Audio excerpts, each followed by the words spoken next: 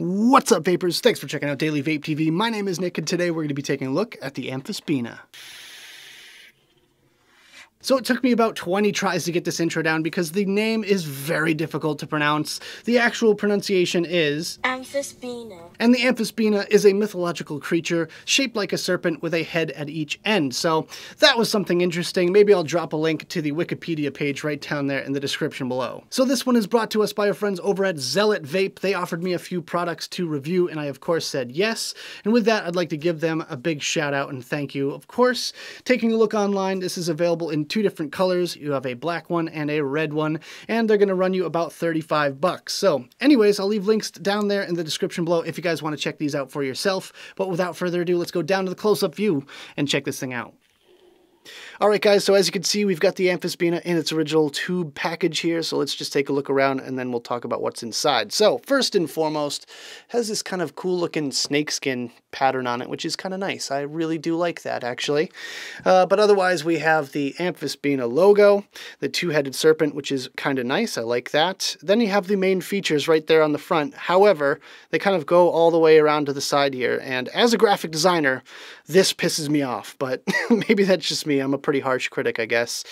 Now here, you can see, when my camera focuses, their Instagram. Well, I tried that. I tried tagging them today, and it didn't work, so not sure if they, don't have Instagram, or they typed it in wrong or something, but in any case, I could find no variation of the word Amphisbaena associated with a vaping Instagram account, so there's that. Then you have your color indication down here. As I mentioned, there's red and black. I have found no information on the stainless steel version. I have no idea if that's even a thing yet or what, but I can't even find it on the Chinese wholesaler website, so not sure what's going on with that. Then you have the company Vampour there.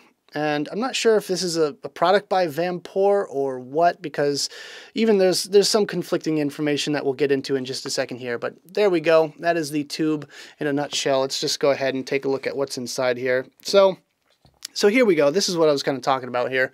Vampour, when it focuses, there we go. Vampour, and it says designed by Amphisbaena Group in Shenzhen. So not sure. I mean, I couldn't even find that much information on Vampour, so I don't know. I'm going to have to check it out myself, but there you go. You have your little scratch-off authentication there. And first thing you get right off the bat here is some pre-made coils, which is a really nice touch. They give you a ton of them, too. So you get, I believe it's 16 coils total. 16 coils to choose from there, 8 different sets. And you get a little variety pack in there. So that's a really nice touch. I like that. More, Chinese Addy manufacturers should definitely be throwing some coils in because that is something that everybody needs. Anyways, moving forward here, we have, everything's coming out at once. Well, yeah. So here we have the little package of parts, O-rings and replacement screws. As you can see, it comes with some colored O-rings as well. That's kind of a nice touch there. You get a full set of replacement screws. There's actually 3 screws in there, which is kind of interesting. Not sure why that's the case, but there you go. Then you get your first cap of choice here. This is the massive wide bore Ultem cap. Pretty cool. I like that a lot. Next up, we have the RDA itself. Oh no, well, first we'll just show you the little screwdriver they offer, which is a full-size screwdriver bit. A little bit inconvenient for building, not gonna lie, but they do supply you with one of them. So next up, we have the Amphisbaena itself. There we go, with the standard cap, I guess you could call it, on top of there. And there's different configurations, which we'll show you in just a second here. But anyways, and I believe that's it. Yeah, there's nothing else in the tube there. The rest of it is completely empty. So it's 24 millimeters in diameter. It has side adjustable airflow, 2 posts with 1 top slotted screw on each, heat insulated PEI 810 drip tip. The cap material is an aluminum alloy with sandblasting oxidation. The base material is 24 karat gold plated stainless steel. It has an adjustable center pin and it's 510 threaded. Alright guys, so let's go through this thing top to bottom, starting it off with the drip tip up top here. This is the standard 810 Ultem drip tip, and first thing I notice about it is that it's really wobbly. It's definitely not stable whatsoever, but with that, let's just pop it out here real quick. As you can see there, It's got a space for an O-ring, but there's no O-ring to be found, and this is very, very, very cheap feeling Ultem, very thin kind of plastic, not very good whatsoever in my opinion, but yeah, it is compatible with normal 810 tips. I have an 810 tip here that you could just pop into place, and actually, you know what? That's actually more stable than the tip that it comes with, but would be a little bit uncomfortable vaping with the tip how it is here because it's so short. But yeah, I'd probably just stick with the massive wide bore chuff style kind of cap thing that they give you with it. But in any case here, as you can see, this little top piece is concave. It kind of dips in a little bit with these little ridges on the side, which is kind of cool looking, I guess. And I guess if you over drip or something like that, or you kind of get some juice around the top here, it'll find its way towards the center. I don't know. I really have no idea why they decided to go with that sort of aesthetic. I would have done it probably the opposite, to say the least, but there you go. You have the O-ring on the inside here that's supposed to hold that drip tip in firmly. However, it's not doing a very good job in my opinion. Taking that out, you have, it's just a little, normal kind of top cappy thing. So putting that aside, you have this guy. This is the big bad mother right here. This is the huge Ultem tip that it comes with as well. Definitely prefer this one. Nice big chunk of Ultem on this one here, and it's very solid. Really nice and sturdy on there. No complaints about that. So in any case, I would definitely just take that normal top cap off and throw this thing on there. Moving on, we have the barrel section, and you can see the cool looking logo there. However, I don't know if that's engraved or it's just printed on. It feels kind of printed on to me, so not sure if that's going to last with the heat and everything, but yeah, they could have done a better job with that as well. And this is the first time I've actually taken this thing out, and it's covered in like sticky, gooey stuff. I'm not sure what that's from, but that was like that in the box. It's definitely not something that I did, but there you go. You can see the airflow slots at the side there as well.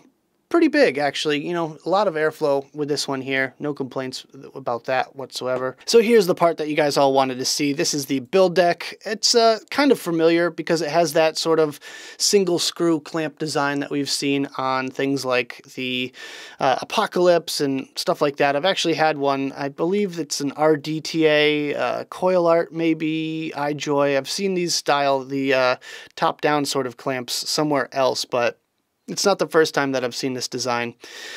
Big chunky flathead screws on the top there. They are pretty solid, gotta say. Not bad. They just unscrew like that. There's no springs or anything in these clamps, so you tend to have to kind of flip it upside down just like you would the Apocalypse, but not a huge hassle, I suppose. Then you can see the big insulator at the bottom there as well. Fairly deep juice well, I'd say about at the lowest point, maybe 4 mil. At the highest point, maybe 6 millimeters. So not too bad there. Can still hold plenty of juice. Then you can see kind of the little ramps. I don't know what you would call those. Those little angled slots at the side here, that's actually your airflow section. So pretty cool little design. Function-wise, we'll get into that in the pros and cons. So here you can see the 2 O-rings at the bottom. They hold that cap on there really nicely. No real complaints in that department whatsoever. On the bottom here, you can see the Vampour logo. And nothing else. No serial numbers, no other markings or indication. You have the negative post screw there as well. And you have your positive post, which it's pretty flush. As you guys can see there, I would not recommend this on a hybrid mod at all. At all. No, not hybrid safe. The threads are gold plated, but they're a little bit on the crunchy side. Not the finest threading in the world. Definitely kind of have that like crunchy feeling. I feel like the gold plating is almost going to come off in the fairly near future. So, oh yeah, one last thing. You can stack your drip tips. So that's what it looks like with them stacked. Yeah, once again, probably wouldn't recommend using it this way because you'd probably get laughed out of your local vape shop. But in any case, let's go back to the main screen, have a quick vape on this thing, and we'll talk about it some more.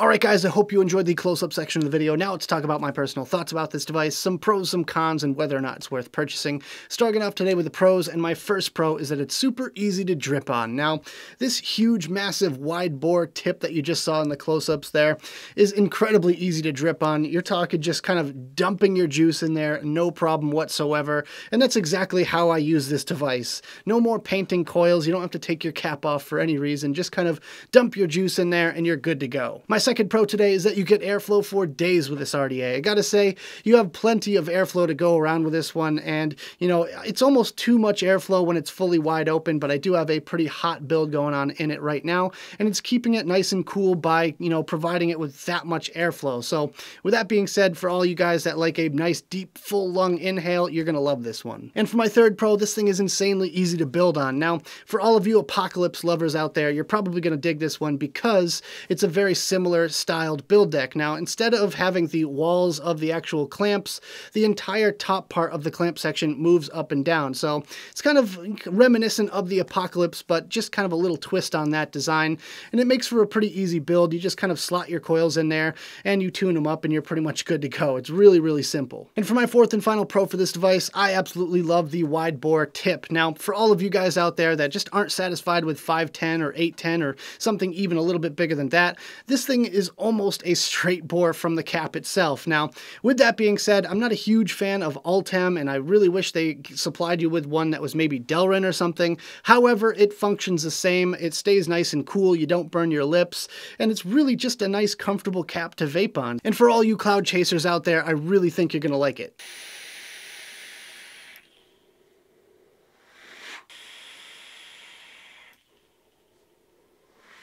Alright guys, so moving on to the cons. My first con is actually kind of related to my first pro. It's easy to drip on this thing, but it's also easy to over drip on it as well. So if you're like me, you hate taking off your cap every time you want to drip on your coils, and with that you just end up kind of just pouring it down the actual top cap section. So every time I tend to do that, it seems to kind of leak out the airflow holes because of their positioning and the way they're designed. It's basically like a ramp on either side, just begging for juice to just kind of slide out of this thing. So I do tend to over drip on it a little bit, and it makes a mess everywhere. My second con today is that the cap doesn't fit all the way down onto the deck.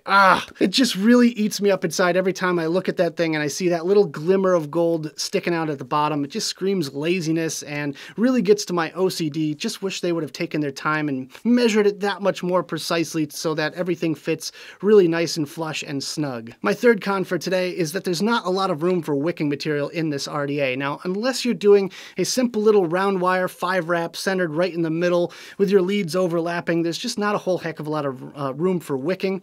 And I personally like building it with a fuse clapped in or a frame staple or something like that. Tend to be a little bit on the wider side. So whenever you're doing a spanning coil that goes all the way across the two posts, there's just no room left over for your wicking material on either edge. I could see if this thing was 25 millimeters, just that one little extra millimeter would make that much of a difference. But as it stands right now, I really feel like it's just kind of cramped in there. And for my fourth and final con for this device, the airflow control is a little bit on the wonky side. Now, as I mentioned, the top cap doesn't quite fit down flush on this thing, and that's directly related to this problem here because you get that same amount of gap at the top of the actual airflow control section. So even if you tighten this thing so that the airflow is supposed to be completely off, you still get a little tiny flow of air through it. So that is just another thing that kind of is an issue for me personally, just laziness and bad design.